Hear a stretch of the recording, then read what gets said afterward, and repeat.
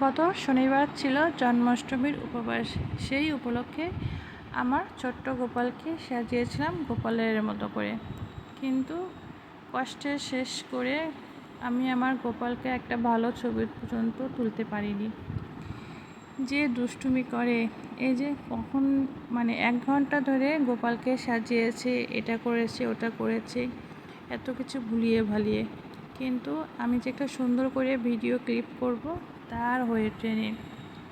কোনো মতে একটু সাজানো হয়ে এই যে ওর খেলনাপাতি নিয়ে বসছে, যে এখন ওকে নিয়ে ওই যে ট্রেন নিয়ে ওকে সাথে খেলতে হবে।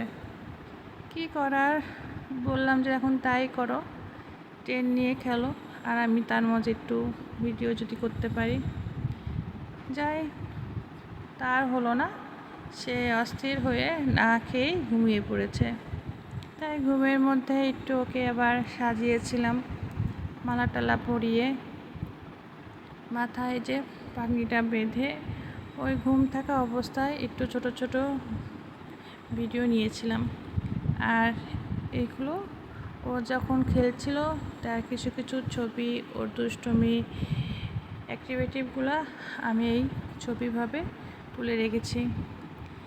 এগুলোই আমার জীবনের সামনের দিনগুলোর স্মৃতি হয়ে থাকবে। গোপাল সোনাটা আস্তে আস্তে বড় হয়ে যাচ্ছে, সাথে বাড়ছে ওর দুষ্টুমি, আর এগুলো নিয়েই আমার সারাটা দিন যাচ্ছে।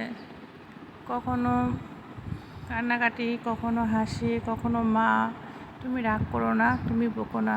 আমার গোপাল সোনার জন্য